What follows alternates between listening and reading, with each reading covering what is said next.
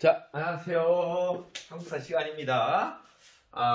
오늘은 조선 후기 문화사인데요. 제가 이제 2시간에 걸쳐서 찍겠습니다. 붙일 거예요. 내용이 좀 많을 것 같은데, 오늘은 실학, 실학. 뭐 같은 여러분들 보시겠고, 하여튼 실학, 중요한 실학. 그 다음에 나머지는 좀 팩트 다이어리형이어서 여러분들 그냥 온클에 찍는 게 더 나을 것 같아갖고, 하여튼 다 35강입니다. 그러니까 오늘이 전근대사 마지막 시간입니다. 그리고 나서 이제 36강부터는 근현대사로 넘어가게 되겠습니다. 일단은 또 축구 유니폼을 입었어요. 여러분들 축구 얘기하기가 좀 그런데 유럽 축구의 3대 리그가 있습니다. 저기 잉글랜드 프리미어 리그, 그다음에 스페인 프리메가 리가, 그다음에 이탈리아의 세리아 A라고 해서 저 학창 시절 때 여러분 때는 세리아 A가 상당히 잘 나갔습니다. 그러니까 상당히 순위권도 높았고 그런데 요즘에 조금 뭐 밀리는 분위기도 한데 4대 리그까지 하면 분데스리가까지 들어갔는데 여하튼 제가 또 세리아 A에서 제일 좋아하는 팀은 여기 인터밀란이라는 팀이에요. 인터밀란. 그래서 이것도 꽤 오래전에 산 것 같은데 15년 된 것 같아요. 근데 15년 된 것 같다. 거의 그 대학교 때 산 것 같기도 하고 하여튼 아주 괜찮았어요 아직까지는. 하여튼 오늘은 세리아 A 오신 인터밀란 옷을 입고 수업하겠습니다. K리그 옷 전북 현대 거 있는데 그거 입고 마지막 할까 이렇게 고민 중이고 또 하나 뭐 자랑 아닌 자랑인데 요즘에 국립중앙박물관 아시죠? 요즘 근데 거기 굿즈 해갖고 팝니다. 그래서 저도 이 에어팟 이거 케이스인데 고려청차 그래서 이길래 하나 이것도 한 2주인가 3주 걸쳐 온 것 같은데 보면 약간 그래도 좀 약간 관심 있는 학생들 한번 가보세요. 그러면 좀 약간 예쁘고 우리 그래도 좀 역사와 관련된 이런 굿즈 파니까 저도 이거 뭔가 있어 보이지 않나요? 문벌귀족 같나? 무신 같나? 검은새족 같나? 여하튼 요 이름까지 이렇게 박았어요. 이렇게 해갖고 새겨갖고 있습니다. 됐고 자 오늘 실학하겠습니다. 실학 중요합니다. 하여튼 후기는 정시사 빼놓고는 다 그냥 나올 수 있는 주제가 정시사 나오긴 하죠. 근데 하여튼 새로운 변화, 우리 역사에 좀 변화를 모색했던 이런 시점이고 특히 실학은 상당히 강조됩니다. 그래서 이제 중록학파나 중상학파는 나와놨는데 이것도 우선은 이 실학이라는 건 일제시대 때 우리가 좀 연구를 했던 겁니다. 그러니까 일제시대 때 여러분들 나중에 일제시대 그 문화사 파트에 1930년대 조선학 운동이라는 운동이 나옵니다. 그때 뭐 정인보 여러분 생소한 분일 거예요. 뭐 안재홍, 뭐 문일평 이런 분들이 모여갖고 정약용이 죽은 지 99주년 정약용 죽은 지 99주년 기념사업이라고 할까 그럴까? 하여튼 그 사람의 그 학술집 여유당전서라는 게 그때 나오거든요. 정약용이 다산이라는 호만 있는 게 아니라 여유당이라는 호도 있었는데 그 여유당전서 그때 나옵니다. 그래서 그거를 하면서 실학을 발견을 한 거예요. 우리 아무랬던 조선시대라고 생각하지만은 이렇게 실학이라고 하는 하나의 새로운 학문이 들어왔고 그 다음에 나름 상당히 개혁적이고 그 다음에 성리학의 틀 안에 있긴 있었어요. 솔직히 말하면. 근데 나름 그 안에서도 우리의 장점을 보자. 그게 바로 실학이었다. 그리고 나서 이후에 이제 계속 오면서 계속 강조되는 부분입니다. 여러분들이 중학교 때도 상당히 잘 중요하게 보셨을 테고 시험 문제 나오는 뭐 실학이 이때 있었다는 거 정도예요. 저희 모의고사 하나 수능이는. 근데 우리는 좀 내신 공부하려면 좀 깊게 들어가셔야 됩니다. 자 그러면 우선은 이 실학인데 일단 실학이 나오게 되는 배경을 제가 여기다가 2줄 정도 좀 정리를 할게요. 일단은 그 당시에 조선시대 때의 성리학이라고 하는 요 학문이 요 성리학이 상당히 얇아졌죠. 그 펜촉을 갈았어요. 이 성리학이 절대화됐다. 성리학의 권위가 절대화됐습니다. 그러니까 이거를 다른 말로 교조화됐다는 표현도 써요. 절대로 건들지 말아야 될 것게 성리학이 된 거예요. 그러니까 송시열이 있었을 때는 막 윤휴라는 인물도 있고 박세랑이라는 인물이 이런 사람들이 그 주의의 해석에 대해서 그러니까 주자가 그 성리학을 만들었던 그러한 해석본에 대해서 자신들이 나름의 또 다른 해석을 합니다. 근데 그거에 대해서 대표 송시열이 막 이거 뭐야 말도 안 되는 소리 하네 하면서 사문난정이라는 이름으로 저 사람은 문란하고 안답한 인물이라 하면서 뭐 죽음에 이르기까지 하고 이런 정도로 성리학은 절대 건들지 못하는 하나의 학문이자 이념이자 체제가 돼버릴 거야. 자, 이런 성리학의 권위가 절대화되는 이거에 대해서 이게 학문이라는 게 시대에 따라서 변화를 해야 되는데 이게 너무 조선 사회를 억제고 억자 가로막고 있는 하나의 모순점이 돼버리는 겁니다. 그래서 결국 이 성리학의 권위가 절대화되고 이 변화하는 사회 문제를 당시에 변화하는 이 사회 문제 해결에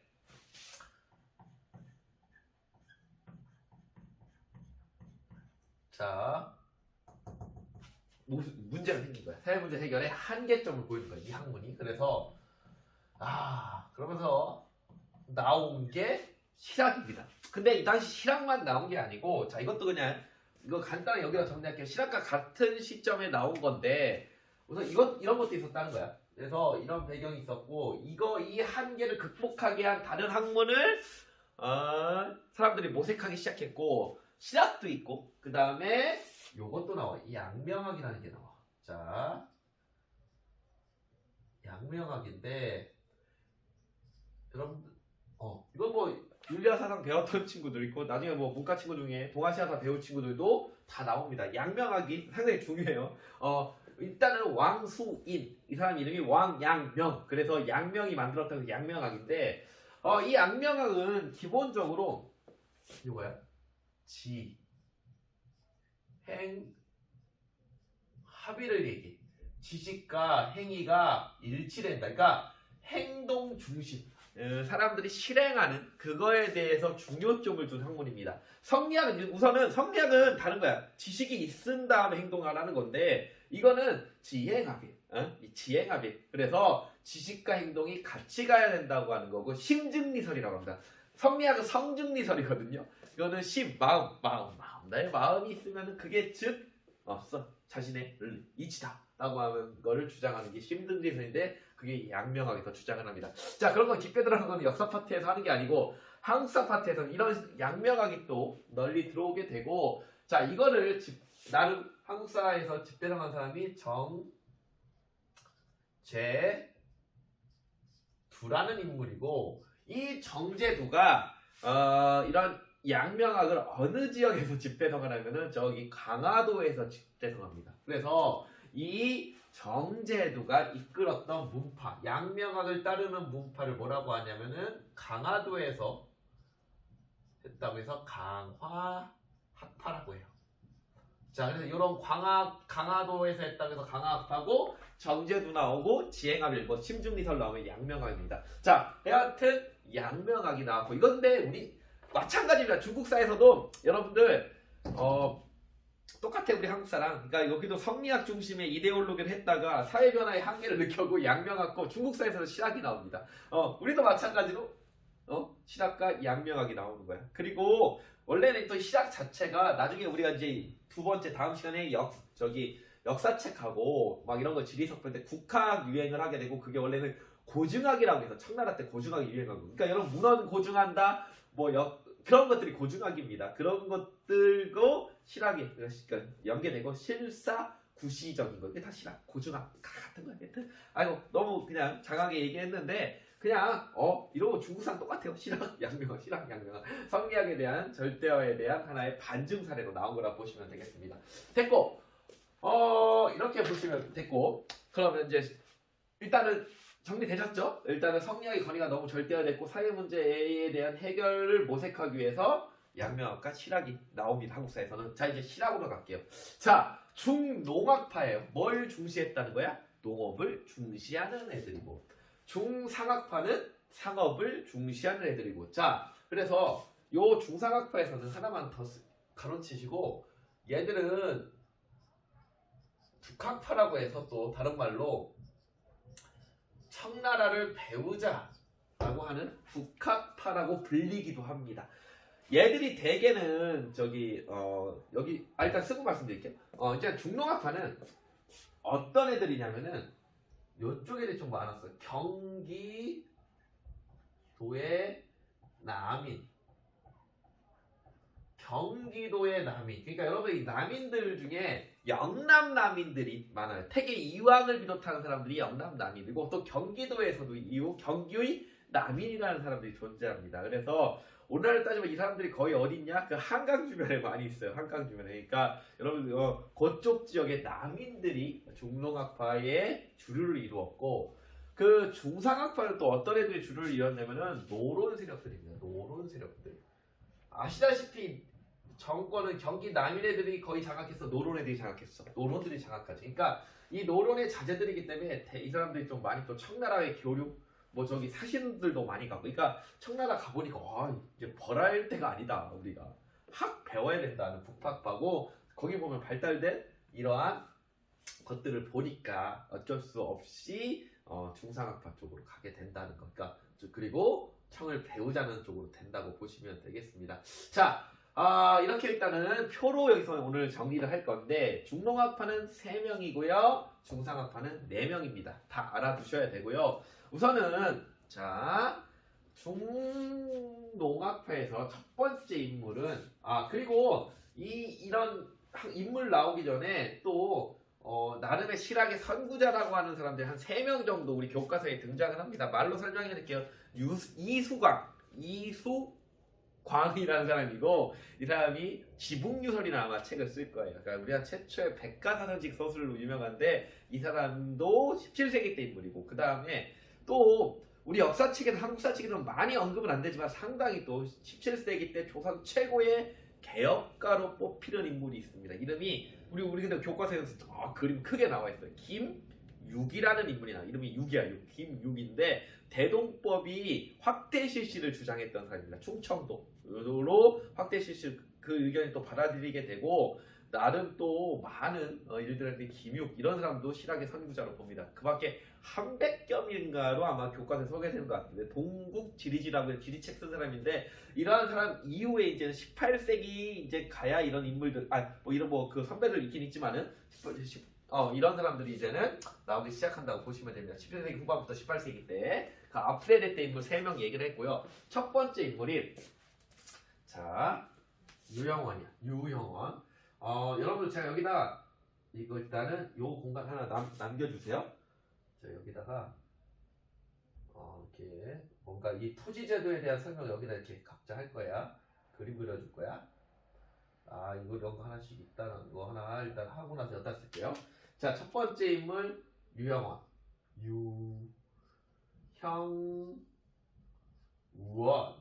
유형원이고 그러니까 이 사람들이 어떤 책을 썼냐 정도는 좀 알아두시면 됩니다. 유영원의 호가 반개야. 반개 삼계탕 반개 그래서 반개수록 옛날에 삼계탕 그 반마리만 있으면 반개탕이었는데 요즘 있나 모르겠네요. 하여튼 유영원 반개수록이라는 책이 있습니다. 자 유영원이 어차피 이어야 여러분들 중농학파는 기본적으로 이 사람들이 경기 남인이니까 주류가 못 됐습니다. 솔직히 말씀드리면. 그러니까 중앙정계에 있는 것보다는 지방에 그냥 은거하고 있기 때문에 그 농민들과 함께 있는 시간이 상당히 많았습니다. 그리고 심지어 유배가는 사람도 있었고 정약용이 가장 대표적인 사람이지. 이 사람들이 보면서 그 당시 그 농민들의 실상들을 여실히 보고 듣고 경험해 본 거지. 그러니까 이 사람들한테 실질적으로 필요한 건 뭐냐? 땅이라는 거야. 땅. 그러니까 그런데 이 사람들이 농사는 짓거든. 근데 본인의 땅을 짓지는 못하고 뭐야? 지주 전호제 소장농이란 말이야. 그러니까 아니 농사 짓는 사람들한테 땅을 줘야 된다. 이 사람들이 이렇게 포커스야. 그게 바로 무슨 농이라고 해? 자영농. 자영농을 육성하자고 모두 주장을 하는 거야. 농사 나진의 땅을 가지면서 농사를 짓는 방법들을 이 사람들이 생각을 했던 거야. 그래서 중농학파는 기본적으로 이 사람들이 어떠한 자영용 육성 프로그램에 대한 토지론들이 나오거든. 그게 포인트입니다. 자, 하여튼 유영원은 반개수록에서 본인의 책 반개수록에서 따란 자 이걸 얘기합니다. 균전론을 얘기하는데 자 균전론이야. 유영원은 균전론을 얘기해. 자 균전론을 얘기하는데 땅을 균등하게 나누자는 거야. 균등하게 나누는 건데 근데 여기에 하나 숨겨둔 포인트.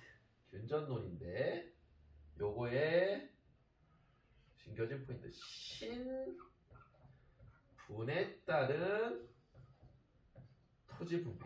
자, 이게 무슨 얘기냐? 신분에 따른 토지 분배야. 자, 여기다가 자, 요만한 땅이 있습니다. 자, 그러면 원래 우리가 생각하는 균등한 거는 신분이 없으면 똑같이 나눠야지. 우리 반 2학년 1반 27명이면 이 2학년 1반의 공간에 27등분을 쪽쪽쪽쪽 해서 나눠줘야 되는데 유형은 이게 한계점이긴 합니다. 뭐냐? 신분이 있잖아. 그러니까 우선은 양반이시여. 양반이 이만큼 가져야 된다는 거야. 이거는 양반 땅이라는 거야. 양반이니까. 다음. 그 다음 중인이니까 중인이 다음 신분이니까 중인 이만큼 가져라. 자, 그 다음에 마지막으로 일반 상민은 농민들 이만큼 가져라는 거야. 그러니까 상민을 주긴 줘서 이게 진짜 실질적인 자연농 육성인가는 좀 생각을 해보긴 해야 돼. 결국 이 양반이 진짜 농사 지진 않으니까. 근데 여하튼 그래도 상민들한테, 그러니까 일단은 국가가 모든 땅을 일단 갖자는 거야. 일단은 토지를 다 어떻게 보면은 몰수를 한 다음에 이렇게 다시 토지제도를 세팅하자는 게 이 사람의 얘기인데, 공전제라고 해서 토지의 국가 소유를 강조하는 사람인데, 여하튼 이러한 이렇게 나눠주자는 것 자체가 상당히 뭐라는 생각이라고 보시면 되니까, 균전론 신분에 따른 토지 분배 한계점이 있긴 있어요. 신분에 따른 토지 분배가 이 사람의 주장이 됐다고 보시면 되겠습니다. 자, 됐고요. 나름 유형을 하면 반개수록 균전제, 그리고 하나 더 들어가시면은 신분에 따른 토지 분배라는 거 보시면 돼. 자, 두 번째 인물입니다. 두 번째 인물로 이름이 이익이고 따단. 이 사람이 쓴 대표적인 책은 뭐냐면은 서호사설. 이 사람 또 호가 성호였어요. 성호의 개인적인 이야기, 썰이지. 서호사설이라고 하는데, 자, 어차피 이 사람은 일단은 토지제도, 이 사람 그리고 제자들을 상당히 많이 양성을 하게 됩니다. 그래서 이 사람이 토지제도부터 할게. 어차피 한전론이라고 해. 자, 이 사람의 토지 분배론은 한전론인데, 자, 이 사람 것도 옆에다가 그려를 줄게. 땅이 이렇게 있으면은, 자, 땅이 이렇게 있으면은 이게 내 땅이야. 이게 내 땅이야. 그런데 예를 들어서 매매 잘 보이겠죠? 그래도 지금 제가 핸드폰 상당히 그래도 줌해서 하니까 이게 다 내 땅인데 내가 돈이 없고 궁핍할 수가 있잖아. 그치? 그러면 그럼 뭐 내가 팔아야지. 근데 최소한 요거는 매매할 수 있다는 거야. 근데 매매하지 못하는 땅을 만들자는 거야. 무슨 얘기냐면은 다 매매해버리면은 자영농이 못 될 수가 있잖아. 그래서 토지 소유에 하한선을 주자는 거야. 토지 소유에 하한선이 돼갖고, 자, 최소한 이 땅만큼은 팔지 말아라. 왜냐면 이 땅을 팔아버리면은 토지에서 이탈할 수가 있거든. 최소한 이만큼 갖자. 그러니까 토지의 소유의 하한선. 토지 소유의 하한선을 두어서 최소한 이거는 갖게 하자. 최소한 이거 좀 그런데 글씨가. 하여튼 토지 소유의 하한선을 두어서 최소한 이 땅을 가져야 돼. 있으니까 몰락하는 사람은 막지 않을까라는 게 이게 한전론, 한계점을 주자는 겁니다. 그래서 요 얘기를 하게 되고요. 그래서 결국 이걸 이렇게 팔지 못하는 땅을 뭐라고 했냐면은 영업전이라고 했어요. 영업전이라고 했고, 이렇게 팔지 못하는 땅을 영업전이라고 하고, 이거는 매매할 수가, 팔 수가 없는 토지다 라고 하면서 이렇게 토지 소유의 하한선을 주었다라는 것 정도만 알아두시면 되겠습니다. 이거 정도 좀 보시면 되고, 또 하나 이 교과서에는 또 이것들 할게요. 6개의 육종론이라고 해서 6가지의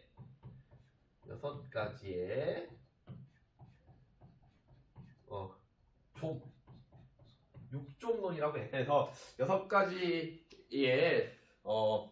그러니까 어떻게 보면은 우리 사회 악습이라고 하죠. 그래서 뭐 사치, 뭐 미신, 뭐 이런 것들, 뭐 그다음에 문벌제도, 뭐 노비제도 이런 거 같은 것들 게으름까지 이 사람이 또 6개의 종이라 육종론이라고 하는 또 이야기를 합니다. 이건 뭐 토지제도가 아니고 뭐 또 교과서에 있길래 그냥 6가지 종 이렇게 그냥 얘기했어요. 자, 마지막 인물입니다. 중농학부에서 가장 대표적인 인물 정약용. 정약용입니다. 정약용은 제가 전에 수업 시간에 얘기했듯이 유배 가서 500권의 책을 씁니다. 그리고 그러니까 이 사람들 근데 중에 가장 유명한 책은 이거야. 경세유표.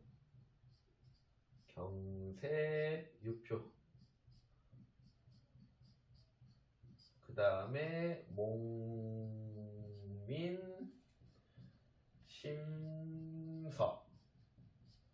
그 다음에 심서.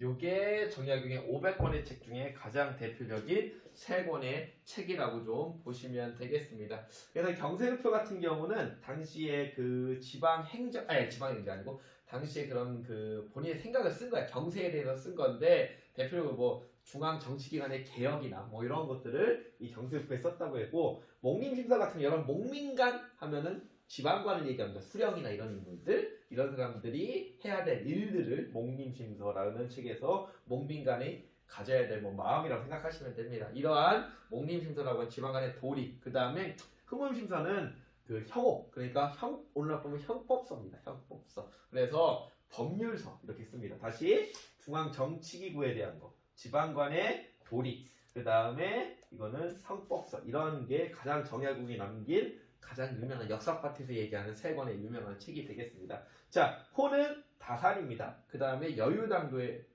호가 되고, 나중에 제가 말씀드렸다시피 서두에 조선학 운동할 때 여유당 전서가 여기서 나온 거야. 그 여유당이라는 정약용의 전서, 모든 책들도 조선학 운동할 때 일제시대 때 집대성하게 됩니다. 자, 마찬가지로 정약용 무지만이 나오고요. 하여튼 이 사람도 토지제도 개혁론을 얘기하는데, 자, 그러니까 이 사람이 먼저 얘기했던 개혁론은 이 사람 2가지를 얘기해. 여전론이야. 여전론인데, 자, 여전론인데 따라하면 되겠다. 이 여자가 마을 여자입니다. 마을 여자라고 해서, 자, 이게 마을에서 한 마을이 있을 거 아니야? 그러면 이 마을 단위로 마을이 하나의 단위로 돼서 땅을 공동으로 소유하는 거야, 토지를. 그리고 그거에 대한 거를 분배하자는 게. 자, 마을 단위로 토지를 소유하고 분배하자는 게 정약용의 여전론입니다. 무슨 냄새가 강하게 나요? 무슨 사회주의, 공산주의 그런 색채가 강하게 나지. 그래서 정약용이 이 얘기를 마르크스보다 빠를 거야 아마 이 얘기를 하게 되는데, 근데 정약용은 또 대단한 게, 야, 이게 실제 가능할까라고 하는 의문을 본인 자체가 품어요. 그래서 다른 토지를 또 얘기합니다. 정전론. 근데 이 정전론 이게 맞는 것 같다 논이라고 해서 이건 그냥 여기다 할게요. 이건 그냥 그림 그리면 딱 나와요. 이 정자는 이거야. 우물정자야. 우물정자. 여러분 핸드폰 본 있죠? 샵 버튼, 우물정 버튼. 자, 그러면 토지를 8명이 경작하자는 거야, 따지면. 자, 각각의 8집이야. 이게 자, 1번 집, 2번 집, 3번 집, 4번 집, 5번 집, 6번 집, 7번 집, 8번 집 있겠지. 그러니까 여기서 나오는 거는 어떻게 해라? 각자 가져가면 됩니다.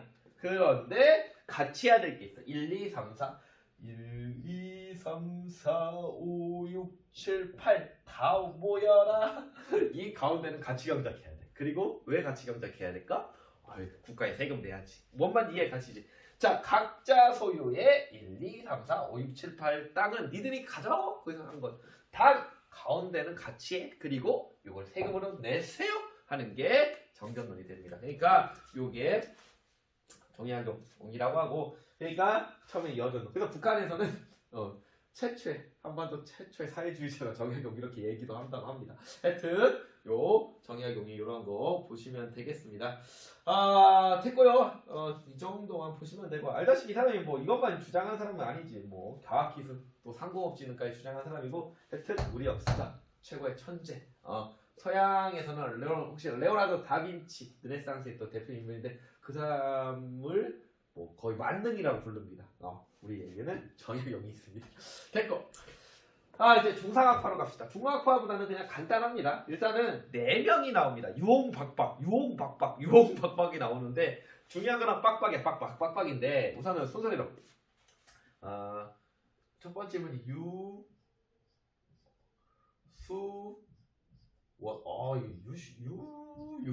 유수원이라는 인물이 나오는데 이런 거랑 아무런 관계는 없습니다. 유수원이 쓴 책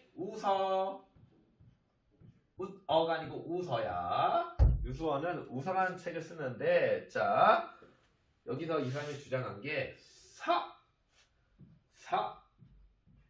노공상, 이게 성량에서 말하는 직업적 4등분이거든요. 산업공상. 이 산업공상의 근데 이게 너무 성량에서 사가 가장 높고 그 다음에 노, 그 다음에 공, 그 다음 상 차등하게 하거든. 이거 평등해야 된다. 산업공상의 직업적 평등을 얘기하고, 이 사람 좀 진짜 상업에 꽂힌 사람 같아요. 양반들도 상업에 종사해야 된다 이런 얘기를 합니다. 하여튼 유서원은 잘 좀 출제는 안 됩니다. 근데 하여튼 산업공상의 직업적 평등이고, 그러니까 우서 정도 알면 될 것 같아.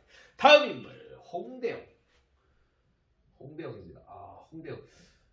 제 기억에 맞다면 제가 얼마 전에 천안 출신인가봐. 천안 출신 같대.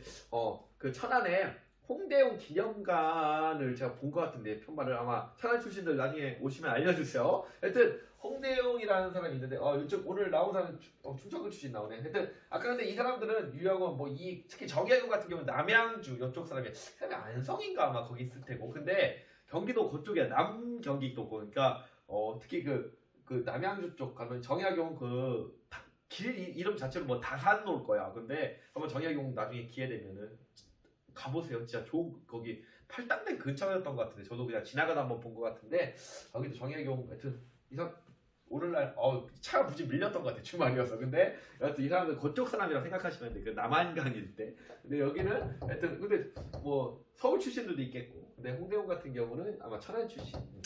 하여튼 홍대용 같은 경우는 또 이 사람이 쓴 책 중에는 임하경륜이라는 게 있어.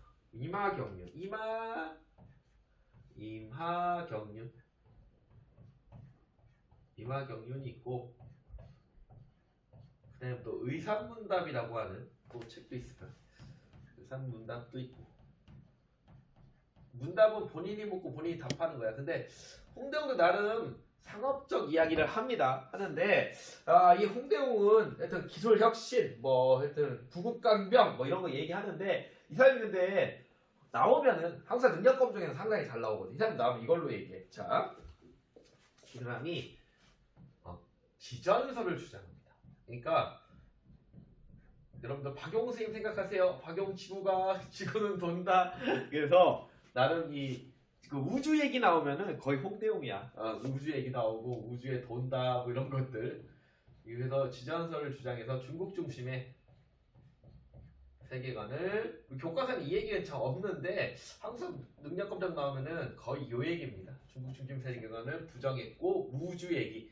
그 당시 특히 그 의사문답에서 이 얘기하거든요. 이렇게 서로 묻고 이렇게 답하는 건데, 이런 거 정도만 그냥 보시면 될 거예요. 그래서 지전설에 대한 거 얘기한다는 거 정도만 보시면 되겠습니다. 자, 됐고 다음 이제 중요한 2명입니다. 자, 이제 빨간색으로 쓸게요. 먼저 선배가 박지원이니까. 박지원이 쓴 가장 유명한 책, 그래도 역사 파트 열하일기.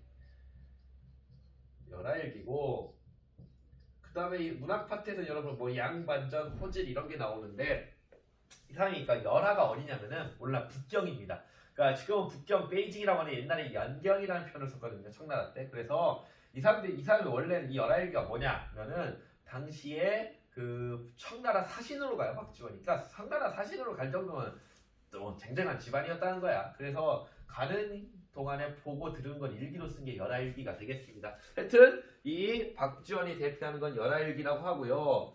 이 정도 하나만 그냥 알아두시면 되고, 자, 이 사람도 근데 박지원도 한전론 얘기한다. 근데 이거는 우리 교과서 외적 지식이고 항상 능력검정 심화 파트에는 가끔씩 나와니까 같은 한전론인데 얘랑 달랐다. 얘는 토지 소유의 하한선. 여기는 토지를 어느 정도 갖고 있는, 그러니까 어느 정도 갖게 하자. 그러니까 어느 정도 이 정도 가지면 그만 가져라 이거야. 그러니까 너무 많이 가진 사람들을 막기 위해서 하는 게 박지원입니다. 그러니까 뭐냐면 얘는 갑자기 다른 사람이 나네. 얘는 최저 이만큼 가져야 된다. 얘는 최대 이만큼만 가져야 된다.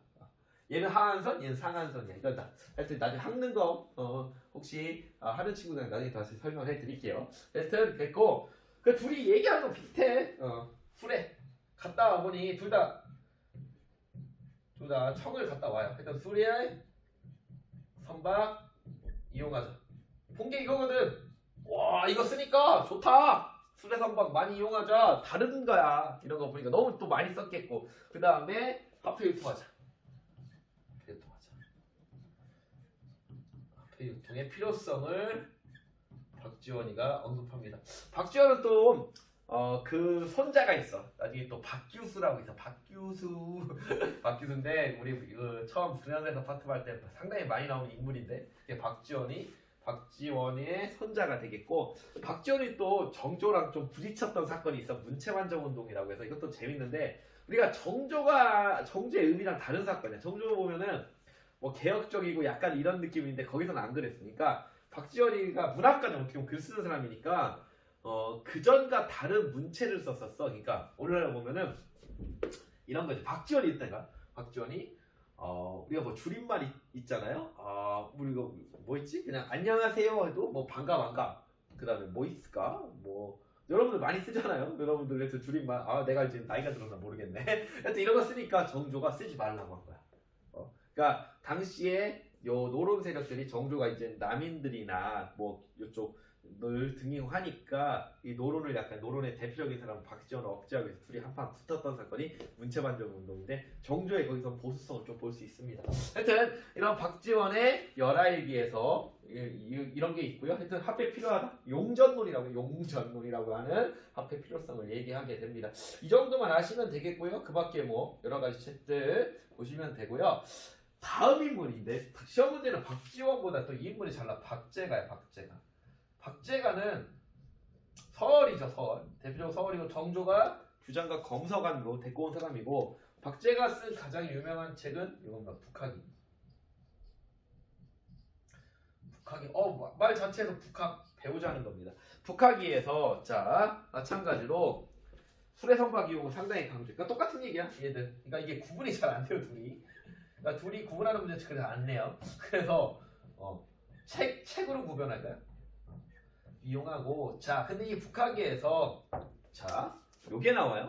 우물론이라고 해서 자 우물론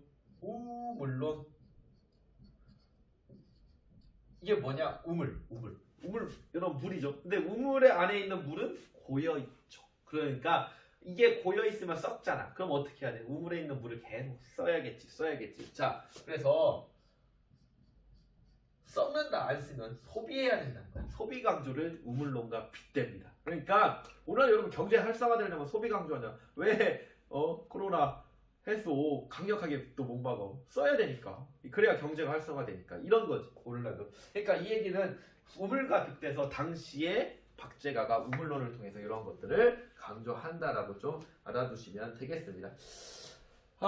됐습니다.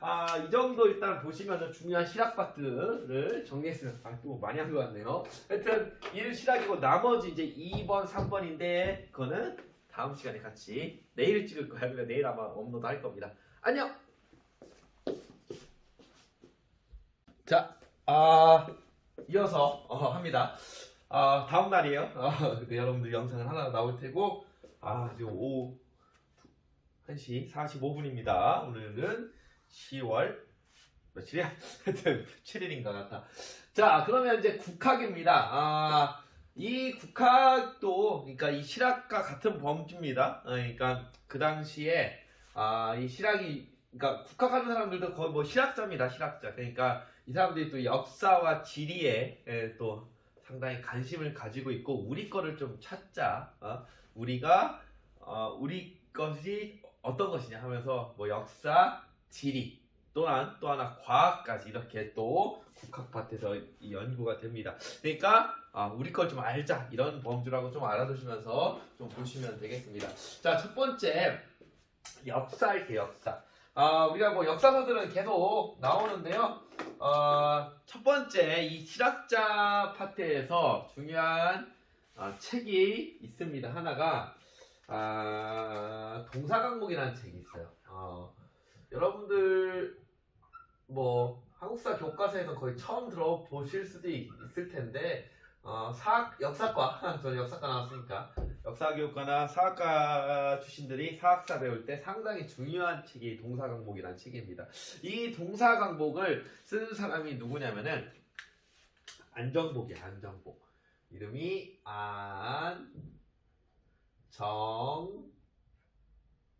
안정복이라는 사람이고, 요 사람이 누구의 제자냐면은 이익도 역사 얘기합니다. 성호사전에 사만 정통론이라고 해서 하여튼 우리 역사에 흘러가는 이거에 대한 정통 시점을 중국과 다른 우리 독자적인 정통론을 얘기하는 또 이익인데, 그거에 영향을 받았습니다. 그래서 이 계열에서 성호 우파가 있고 성호 좌파가 있어요. 성호 좌파 같은 경우는 그 천주교 계열로 많이 갔고, 성호 우파는 이쪽 국학연구로 많이 갑니다. 대표적인 선두주자가 안정복입니다. 그래서 안정복이 동사강목이라고 해서 편년체 형식의 강목체로 우리 역사를 정리합니다. 우리 역사를 정리하는데 이게 사학사적 의의는 상당히 고증을 잘했습니다. 전에 얘기했다시피요. 여기 아마 여기 시작할 때 얘기했을 거예요. 고증학이라는 게 중국 청나라에 유행하는데, 그러니까 그러니까 상당히 이제 과학적인 거야, 역사를. 그래서 뭔가 이게 실제 했는지, 실제한 지역인지 뭐 이런 거에 대한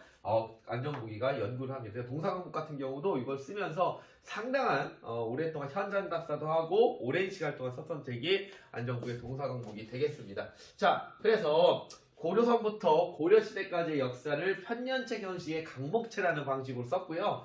교과서에는 이 동사강목을 간단히 이렇게 얘기를 합니다. 자, 그래서 이거는 중국 중심의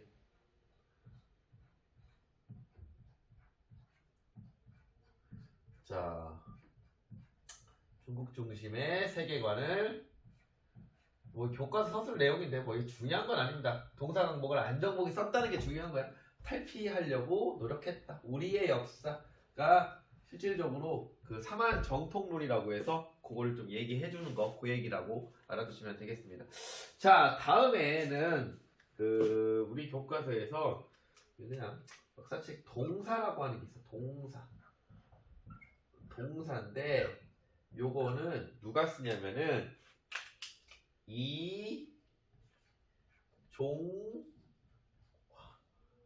아니고 휘라는 사람이 있어요. 이종이라는 사람이 동사라는 역사 쓰는데, 여기에 바로 조선시대 때 보기 드물게 요 고구려 사를 정리합니다. 발해사도 있고요. 그래서 이따 이제 밑에 하나 더 쓰고 나서 다시 얘기를 해줄게. 발해고와 더불어 이제 발해고는 그래도 그냥 언급이 잘 되니까 발해고 이 발해고 이거는 동사에서도 여러분들 발해 역사가 서술 될 거예요. 서술 되는데 일단 두 개를 같이 세트로 보면은 우리의 역사관이 만주 지역으로 좀 넓어졌다 이렇게 좀 얘기를 합니다. 역시 발해고는 누구? 자, 규장과 검서관 출신의 유독고 이 얘기를 했고, 자, 여기서 현재 우리 교과서에 쓰고 있는 용어야. 남에서는 통일신라, 북에서는 발해. 그렇게 해서 바로 두 국가가 있었던 남,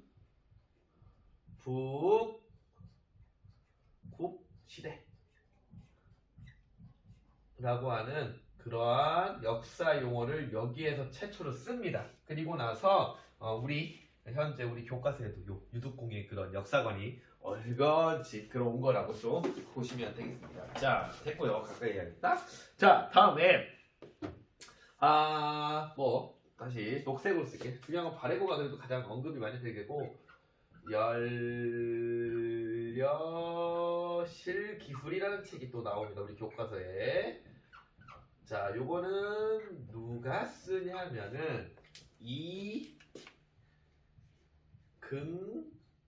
이근익이라는 사람이 쓰는데 열려실 기술의 의의는 이 조선사를 정리한 건데 정치, 사 중심, 그 다음에 문화사를 정리합니다. 그러니까 이게 이런 거예요, 여러분들. 그 야사라는 표현 많이 그래도 역사의 비하인드 스토리니까 정사는 조선왕조실록, 뭐 삼국사기, 뭐 고려사 열전 이런 거는 정사야. 정통 역사야. 그러니까 한 거고 야사라고 해서 좀 그 비하인드 스토리, 뭐 우리가 숨겨진 역사 뭐 이런 거 있거든. 이게 열려실기술이 그런 이야기입니다. 그러니까 정사에서 실지 못한 여러 가지의 그 흥미로운 이야기들, 어떻게 보면 상공기사 같은 느낌도 있겠다. 이러한 것들을 열려실기술에서 400여 종의 책을 이근희가 묵습니다. 그래서 열려실기술이라고 해서 나름 그 당시에 그 조선의 정치 문화사의 비하인드 스토리를 정리한 책. 아마 이 책이 그냥 재미는 그냥 있겠다. 하여튼 이런 게 있습니다. 그다음에 교과서에 뭐 한치훈이 쓴 해동 역사까지도 있는데 뭐 그거는 또 뭐 일본사도 정리했다 이렇게 하는데 하여튼 이 정도만 아셔도 될 것 같아요. 하여튼 중요한 건 발해고가 되겠습니다. 자, 두 번째 지리책입니다. 자, 지리책인데 문과 친구들은 지금 한국지리 들으니까 거기서 더 잘 아실 내용들입니다. 그냥 역사에서 언급하는 간단한 정도의 내용만 할게요. 우선은 택리지가 있어요.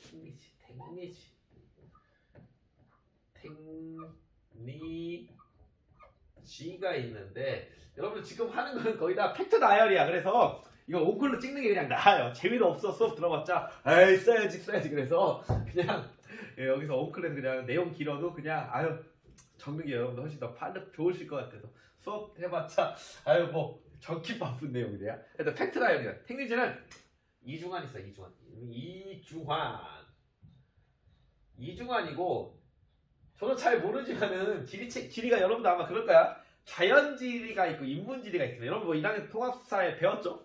그러면은 자연지리 같은 경우 뭐 가미공유 뭐 이렇게 삼각주 이런 게 아마 자연지리고 인문지리 하면 뭐 중심원무지대, 도심, 부도심, 기억나네. 인구 공동화 현상 뭐 이런 건데 택리지는 역사 파트 때 얘기하면 우리나라의 최초로 인문지리서의 느낌이 납니다. 원래 인문지리서. 근데 우리나라 최초는 아니겠다. 그건 제가 우리나라 거의 다 그치 다 인문지리서였겠다. 그 전에 도국여지 승남도 사람 조사하는 거니까. 여하튼 여기에 최초라는 표현도 그렇고 하여튼 여기에서 인문지리서의 느낌이 나는데 어떻게 이거를 얘기를 하냐면은 여기서 인심이라는 걸로 인심. 그러니까 자 인문지리서인데 어떻게 인심이라는 걸로 이 지리서에서 그러니까 사람의 마음에 따라서 이런 거 있죠. 저고장은 인심이 좋아. 그런 거야 따지면은 저고장은 뭐 인심이 후덕해 이런 겁니다. 그래서 인간이 지리에 영향을 미친다 이런 의미일 것 같아 선생님이 그냥 생각하기에는. 그래서 근데 이게 또 재밌어. 이중환이 이 사람이 영남 남인 출신입니다. 그러니까 노론도는 되게 잘 나가는 사람들 서울이 있잖아. 그러니까 이 사람 인문지리인데 가장 인심이 좋은 데가 경상도라는 거야. 본인이 사니까. 하여튼 그렇게 보시면 되고, 하여튼 이중환이 택리지만 아시면. 그러니까 여기는 뭐 내용까지는 여러분들 너무 들어가실 건 없고요. 누가 이 책을 썼구나 정도가 역사 파트에서 하시는 거라고 보시면 되겠습니다. 자, 그 다음에 또 유명한 대동여지도 고산자 대동여지도 김정호 대동여지도 잘 아시죠? 이 사람 김정호에 대한 영화가 몇 년 전에 개봉했는데 그때 그렇게 차승원이 역할했던 것 같은데 크게는 성공 못한 것 같긴 한데 여하튼 김정호가 씁니다.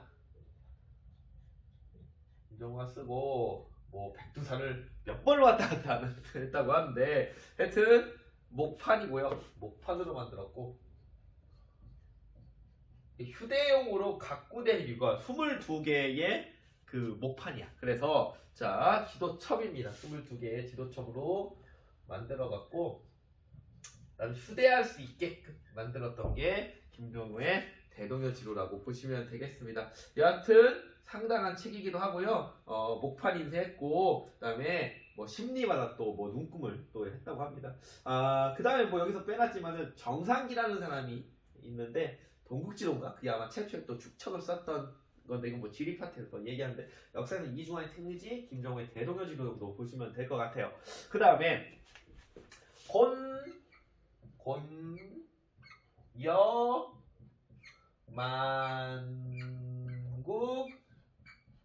전도라는 세계지도가 들어와요. 자, 이거 여러분들 뭐 동아시아사 시간에 되게 강조되는 책인데 그 서양인들이 중국에 들어간 대표적인 두 명이 있습니다. 하나가 마르코 폴로, 그 다음에 마테오 리치가 있어. 마르코 폴로는 원나라 때 왔던 인물이고 이탈리아 사람이고 이 고려만국 전도를 일단 그냥 쓸게요. 그냥 상식적으로 마테오 리치. 이 사람은 예수의 선교사입니다. 예수회라고 해서 당시에 그 서양에서 유럽에서 이제는 신교가 막 득세하니까 그 카톨릭에서 이걸 좀 약간 서방 이제 다른 세계로 이렇게 일종의 선교 개념일 수도 있고 그 교육 노율라라고 하는 그 사람이 예수회라는 걸 만드는데 이 사람이 그 노율라의 그 예수회 선교사입니다. 여러분 현재 교황도 예수회 출신이에요. 그리고 그 예수회가 만든 학교가 서강대학교가 됩니다. 그래서 전에 그 교황 몇 년 전에 왔을 때 서강대학교 아마 밤에인가 이렇게 들렸을 거예요. 하여튼 이 그쪽 출신이고 이 마테오 리치가 이제는 명말 시기에 들어와서 이 세계지도 고려만국 전도를 그립니다. 그게 이제 우리나라에 선조 때쯤 아마 들어올 겁니다. 그래서 이 고려만국 전도가 마테오 리치가 그린 세계지도로서 당시에 이 지도 때문에 사람들이 또 세계관이 좀 와 이렇게 넓은 세계가 있구나 중국 중심뿐만 아니다 이런 것들을 알 수 있었다는 거 정도 보시면 되겠습니다. 자, 이 정도 일단은 하시면 될 것 같아요. 고려만국 정도까지 했고요. 다음에 맞아 과학을 좀 할게요. 과학인데 보이죠? 3과학. 자, 과학 파트인데 과학에서도 일단은 여기 하나 나와. 시헌역이라는 게 나와. 시헌역. 자, 력이에요, 역. 자, 우리가 지금 력 배우는 게 원나라의 수시력, 그 다음에 조선 초기 때 칠정산. 그렇죠. 원나라의 수시력과 아라비아의 회력을 해갖고 세종 때 칠정산이라는 한양을 기준으로 한 역법사를 만들었는데 이건 다시 이게 서양 걸로 돌아가는 거야. 그러니까 안 맞았나 봐. 이게. 그러니까 칠정산을 쓰다가 안 맞으니까 시헌역이라고 해서 이게 서양의 역법, 서양 역법에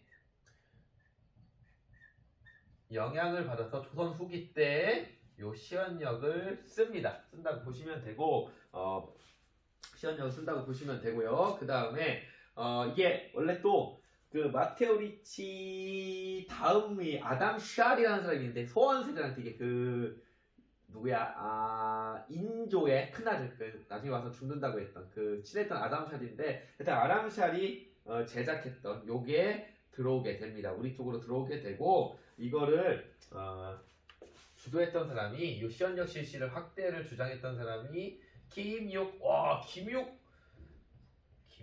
제가 저거 시작쯤에 좀 나왔었죠. 저기 상당한 인물입니다. 이 사람. 근데 우리 교과서에 많이 언급 안 되지만은 김육 조선 그 당시에 17세기 시즌 17세기 중반에 최고의 개혁가입니다. 이 김육이 시헌역 확대 실시를 주장합니다. 나중에 되면 뭐 대동법 화폐도 써야 된다 이런 인물이 김육이 되겠습니다. 자, 그다음 뭐 그냥 동의보감 그냥 나머지는 여러분 상식선에서 하는 거. 동의보감 허준 동의보감이고 이게 유네스코 지정 기록문화유산이 되겠습니다. 그리고 동의보감 같은 경우는 또 이게 우리만 쓰는 게 아니에요. 그리고 중국, 일본까지도 크게 영향을 줬던 정말 아직까지도 동의보감 우리한테 큰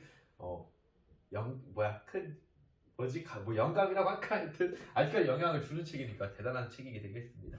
자, 동의보감 나오고 그 다음에 또 마지막 과학기술에서 또 수원 화성할 때 화성을 지을 때 거중기 누구? 정약용. 과학에서도 큰 일익을 전당한 정약용과 함께 또 수원 화성할 때 거중기 썼다.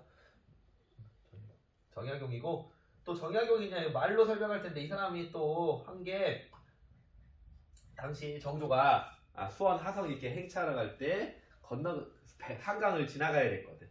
당시 강남은 서울이 아니에요. 근데 그래서 이제 종로에서 출발하는 거지. 궁에서 출발해서 가는데 다리를 건너면 배다리 주교라는 것도 또 정약용이 주도적인 역할을 합니다. 자, 여기까지가 국학에 대한 건데 인물 중심으로 어떤 책을 썼는지 살펴보시면 충분할 거라고 생각됩니다.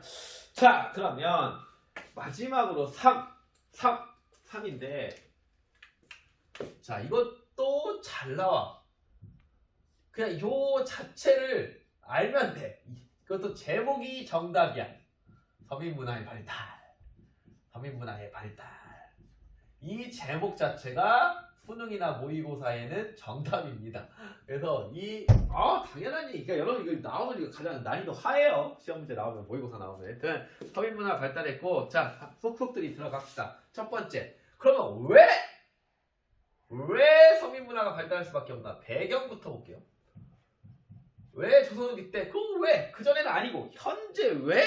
이 당시에 왜? 라는 거지. 일단은 문화가 발달하기 위해서는 늘 얘기하지만 돈이 있어야 돼. 돈이. 그래서 상공업이 일단 발달됩니다. 상공업이 조선후기 때 발달되고 당연히 이런 상공업의 발달과 더불어 우리 일반 서민들의 경제력이 당연히 줄어들면서 높아지니까 문화를 할 수 있지. 근데 또 문화라는 게 뭔가 또 교육적으로 뭔가 뒷받침되지 않으면 문화를 향유할 수 없지. 그림도 그려봐야 되고 일단 보통 글자가 알고 소통이 돼야 되니까. 그래서 자 볼게요. 그 다음에 서당 이런 걸 바로 조선시대 때 서당 교육을 통해서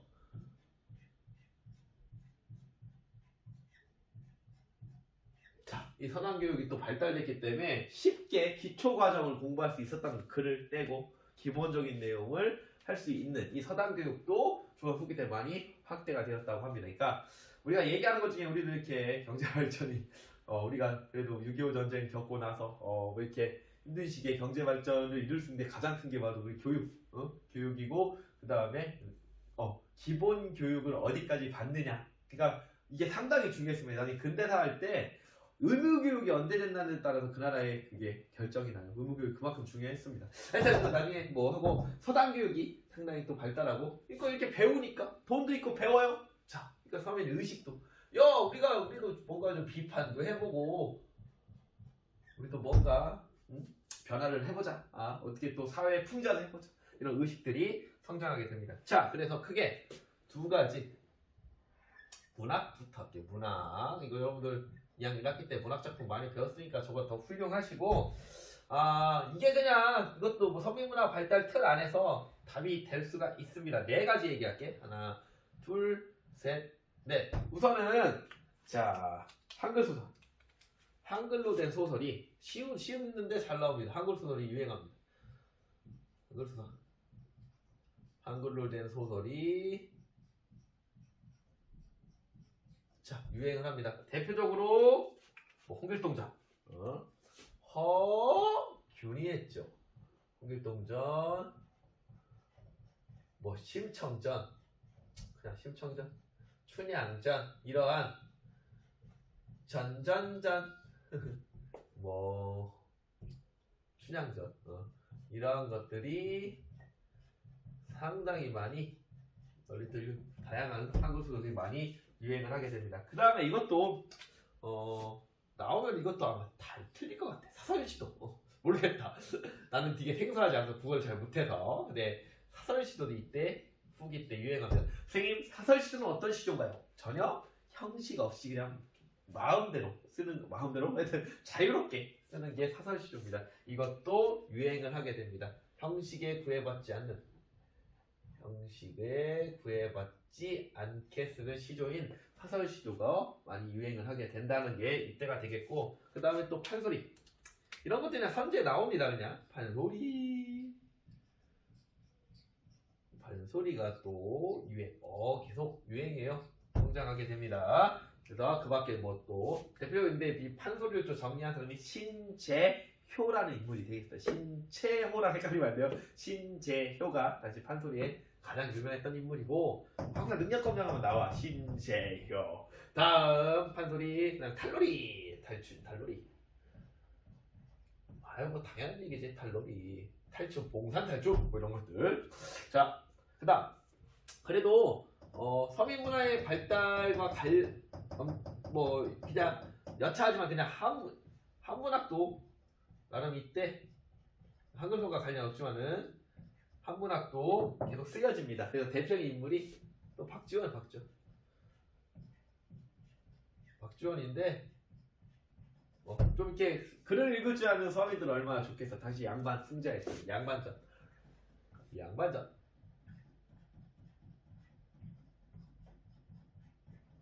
그 다음에 호질이라는 작품. 나 옛날에 그림책을 읽었는데 옛날에 어린애 때 되게 재밌게 읽었어요. 박지원. 그리고 여러분들 알다시피 박지원은 한문학 쓰지만 어려운 문체를 안 썼다고 했죠. 문체관정도 한번 얘기했어요. 정조는 야 문체 지켜라. 박지원은 아니다. 그런 또 나름 했지만은 그런 형식에 좀 얽매이는 사람은 아니었다라는 거. 자, 마지막 세 번째 그림. 요거 끝이야. 자, 팩트 나열입니다. 그림. 자, 그림에서 또 한 거 5개 정도 제가 연결시킬게요. 여기도 볼 게 있습니다. 하나, 둘, 셋, 넷, 다섯. 자, 중요한 거 이것도 잘 나오죠. 자, 이 당시에 유행했던 화풍이라고 하죠. 이게 뭐는 진경 산수화.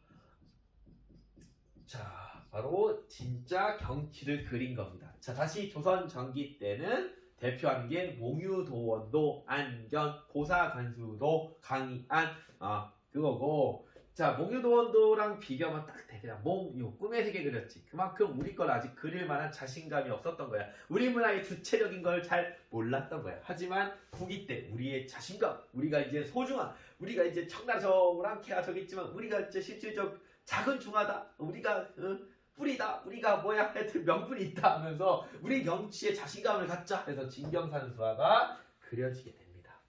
대표적인 사람 겸재정선, 대표적인 작품 인왕산을 그린 청와대 뒷산이 오늘날 청와대 뒷산은 경복궁 뒷산과 마찬가지야. 인왕제색도 인왕산도 그렸고 금강산도 그렸어요. 금강전도. 요게 겸재정선의 작품이고 교과서에 어떻게 그렸는지 대표 인왕제색도 훨씬 더 잘 나옵니다. 자, 다음에 그것뿐만 아니라 풍속화를 그린 사람이 있는데, 풍속화보다는 이걸 그린 원투펀치가 유명하죠. 풍속화. 자, 바로 누구? 김홍도. 그 다음에 또 신윤보.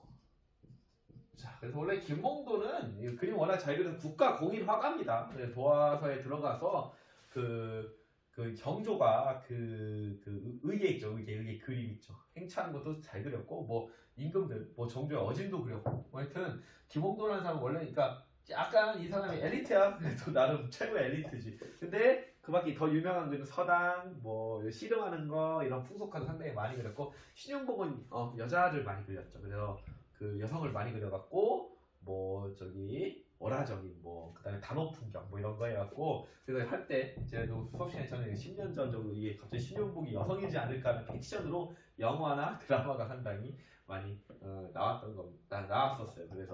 그래서 하여튼 김홍도와 신윤복 그 유명한 사람이 되겠고. 자, 그 다음에 민화도 유명해. 민화. 자, 백성들이 그린 그림인데 민화. 백성들이 일반 민들이 그린 이름 없는 화가들이죠. 가장 이 사람들인데 가장 잘 그렸던 소재가 뭐 시험 문제 묻지 않았지. 민화에서 가장 유명한 소재가 되는 거 두 가지 쓰시오. 까치와 호랑이. 그만큼 우리한테 친숙한 까치 호랑이. 우리한테 친숙했었던 거지. 아, 됐고요. 또 하나 김정희가 나옵니다. 김정희. 자, 김정희. 자, 우리 충남 예산 출신 추사 호는 추사죠. 김정희고 그다음 이 사람이 또 가장 유명한 걸로 세안도라고 해서 교과서에 그림이 있으니까 한번 어떤 그림인지 한번 보시면 되고 또 김정희가 또 추사체 글씨도 잘 썼죠. 추사체라고 하는 거 있고 그 다음에 이 사람이 또 고증학자. 그러니까 이 사람이 뭐를 고증했냐면은 북한산비 있지. 북한산비 기억나셔요? 그 진흥왕 순수비 이 중에 이 북한산비가 진흥왕 순수비라는 걸 고증합니다. 그러니까 대표적 고증학자인데 아주 또 뛰어난 인물이긴 합니다. 자, 마지막으로 자 이제 자기에서는 요거 청아백자 그림 파트 그냥 정리할게요. 청아백자가 조선 후기에 또 크게 유행을 합니다. 정리할게. 청자죠. 고려는 그 다음에 상감청자 고려 중기 때 그 다음에 그 고려에서 조선으로 넘어가는 가도기적인 상태에서 뭐가 있었다? 분청사기. 그 다음에 백자 마지막으로 청아백자입니다. 그리고 백자는 상당히 이제 널리 또 대중화되고 그러니까 백자에다가 아마 코발트를 더 이게 청아백자가 되겠습니다. 아, 됐습니다. 여기까지 이제 전근대사 끝이 되겠고요. 아, 고생 많이 하셨습니다. 일단 팩트 나열이고 여러분들 그냥 이 정도 그냥 공부하시면 되겠습니다. 자, 다음은 이제는 근현대사입니다. 자, 35강으로 여러분들 전근대사 공부 열심히 잘 하셨습니다. 안녕.